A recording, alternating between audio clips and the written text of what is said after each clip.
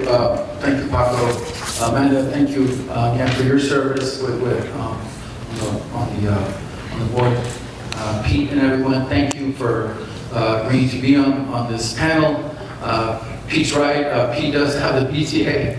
And Pete, I think you and I have a whole jumble of acronyms, right, for organizations that we've been on with transportation. And it's so interesting and kind of fun to hear Pete talk about all these projects, because whether it's the Alliance for I-69, whether it's Border Trade Alliance, whether it's NASCO, Border Trade, the VTAC, the TxDOT, and the Freight Advisory Committee, you name it, right?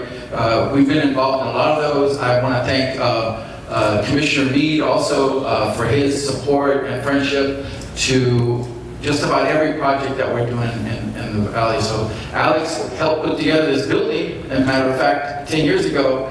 Of course, he's doing other things now, but we want to be thankful to him and his support for all things transportation in the Valley. So thank you. So really exciting, and this is kind of a sneak peek, kind of transition to what we're doing on the panel. I don't know if you can see, but we're going to show some slides here. And I want to thank everyone for giving us your attention, because this is our little 15 minutes of fame and part of this RGV Connect program, and we get to talk about us for a minute, and just like you mentioned, Paco, taking it on the road and let every other community do the same thing, right? So this is really exciting for us. So on our screens, Canvas, can we go to the first slide here? So we do what just about every other EDC does, and there's some bullet points here: business attraction, retention, workforce development, entrepreneurship support, infrastructure. I mean, I always tell people that we have three real big roles, and that is attract investment, create jobs, and to enhance the workforce. I think small business support is another big one for us, but that's what we do, just like everybody else. Next slide. So here you see a map of Texas. We use this slide when we go to some of our conferences. We often go to Mexico to recruit, and then we've been to other conferences. It's really important to show where our mission is located. And our location is not a disadvantage, it's an advantage, right? We're not in the Texas Triangle, we're not in Mexico City, but we're between two very dynamic economies. Mexico has attracted hundreds of billions of dollars in investment from Asia and Europe and the US, because they want to be next, but those companies want to be next to the largest market on earth, which is the US. How do they get there? To what Pete was talking about, to what Don was talking about. They have to use bridges most of the time, or go water, or even air. Many of you probably are not aware that Laredo has about anywhere from 70 to 100 air cargo operations per day, right? They handle a lot of cargo. They do anywhere from 10,000 to 20,000 trucks a day, right? We don't have that kind of volume, but Laredo's in our area. And what they can't handle, we should handle, right? So our location is extremely important. We see Tesla cross parts through here. I know in Laredo, when I worked there, we saw companies that you wouldn't even think of that would be crossing stuff to Laredo. Gold, diamonds, Lego has a 6,000 employee plant in Monterrey, and they cross their Legos to Laredo, right? Hundreds of trucks per month, Legos. I mean, who would have thought that? But Lego has 3 plants in the world, and one of them is Monterrey. Just don't step on them, because that hurts, right? Let's just ship them and keep them in the boxes. And don't ask some little kid to help me, or ask me to help them put it together, because I have no clue on how to put together those Legos. But we need to take advantage, and let's not be defeatist about our location. It's an advantage, and let's take full advantage of that and use it to create jobs and attract investment. Okay, next one. In Mission, as of late, we've been able to attract and talk to a lot of folks about investing here for several reasons. There is several things that are happening in Mexico, that we've been able to touch on, and industry has been coming to us, same probably in FAR and McAllen and Brownsville and so forth, why these industries, whether they're multinationals or whether they're Mexican, we're drawing a lot of attention for foreign direct investment, right? That's a really big deal. A lot of us are going to be at Select USA, many of you know that, that's a big conference for foreign direct investment, but you don't have to wait for the conference. This is happening on a daily basis. And so one of the things that's happened for us lately was an announcement with Century Recycling from Mexico. They have committed to building a $50 million plant here in Mission. It's highly automated. It's not going to be really high on the job count. I think it was like 70 jobs, stuff? Yeah, 70. About 70 jobs once it's going. And so we recently, thank goodness, we were there 2 weeks ago, not last week, in Jalisco, visiting the plant. So we were okay, and we got out fine. And Mexico is going to bounce back, as they usually do, from their situation, but we're seeing more and more investment from there. That's a great example for us. The Killam development, the Killam folks from Laredo obviously have bought about 3,000 acres here in South Mission. They're developing that property to live, work, play. They've got in line about 700 homes to build, and we continue to work with them to build up their industrial site. They own all the bridge around all the land around the Anza Lewis Bridge, and in close proximity. So that's a really big point for them. So we work with them on a daily basis. I think Abel is here from Killam today. Abel, thank you for coming today. So they've been a great partner with us. Union Design Developers, also UDD, are also building warehouses and manufacturing space in South Mission as well. So there's a lot of momentum going for us there. Those are some of the major projects. We've probably got Stephanie, our business development, Stephanie Mendiola, our business development director, and I probably have about 30 open projects right now. We're trying to prioritize them and work on the top 5 right now. And so, we're trying to handle all that at once, but that's a good problem to have. Next slide. So in South Mission, there's about 7,000 acres that are largely undeveloped. Some of the momentum is coming, as I mentioned, some of the projects that are coming online, but this area we decided to call the Mission International Innovation District. This is kind of a sneak peek. We'll make a formal announcement soon, and we'll do a ribbon cutting and all that kind of stuff later. But since we have a really good community of friends and business leaders and others here, I want to share this with you because this is what we believe we need to do to better market Mission and the area, not just one area. It's like, the Port of Brownsville or the Port of Harlingen and some of the things that go on, not just at the port, but around the port, right? And we've mentioned overweight corridors here. We've mentioned foreign trade zones. So I want to get into a little bit of that. But what we decided is we looked at our area and we said, hey, we've got so many acres here to develop, but let's step back for a minute. Let's look at this area. It's around the Anza Lewis Bridge, which is supposed to take cargo here in the next few months. Right now we're just running empties like Donna does, and of course the tolls are collected for us on the trucks going south. So right now we're collecting some tolls. We share ownership of the bridge with McAllen, but that is a major asset for us to have, right? An international bridge in your town. Used to be presidential permits were a little harder to get. Seems like they're easier now, but the Anza Lewis Bridge is a long-term project. We've been working on it since my days back in the city of McAllen. Even before that, I think Bill Clinton administration were the ones that approved the bridge way back in the day. But that is our centerpiece of this zone that we want to talk about, which we say is built for innovation and is positioned for growth.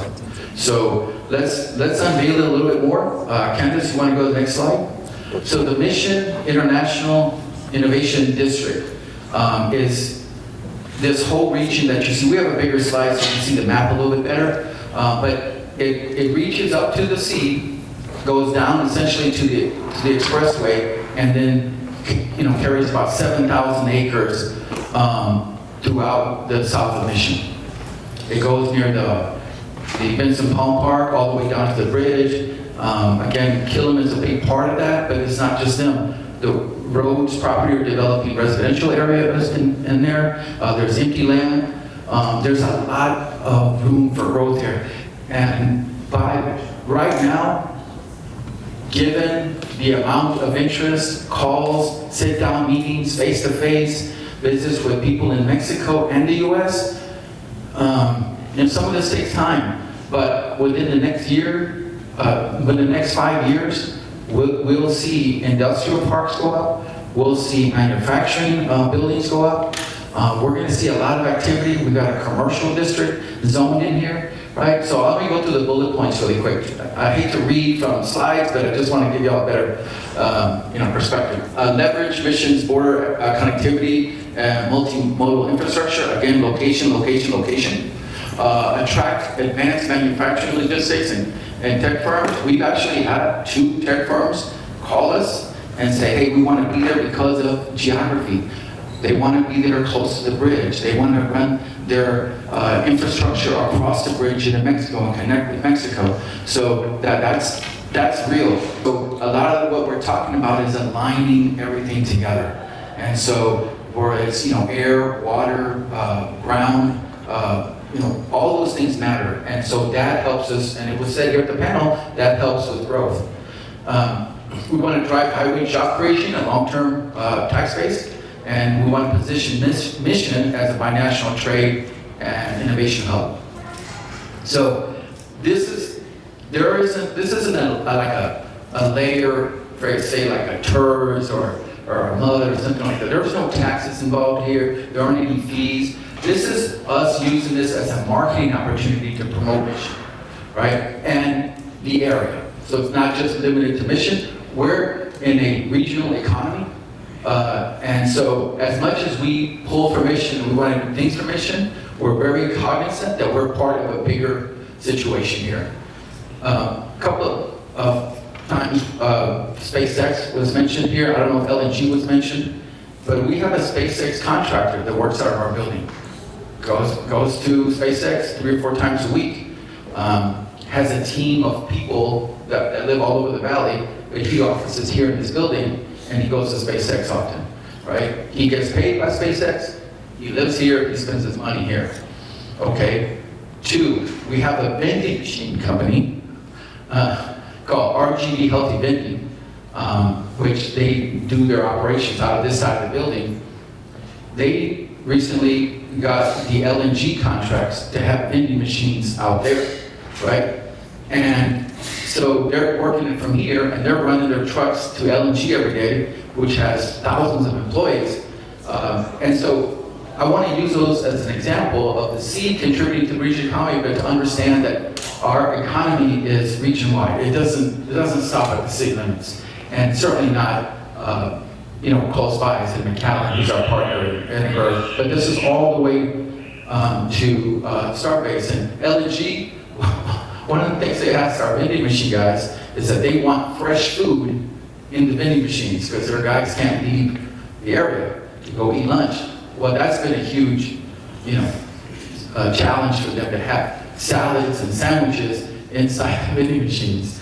And so, even though they're called RGV Healthy Vending, there's soda and a bunch of other candies and all kinds of stuff in there, because otherwise you're not going to sell. But I just want to give you an example that this is part of what we're doing here in Mission, and I think a lot of other cities are doing that as well. It's a regional economy. Next slide, please.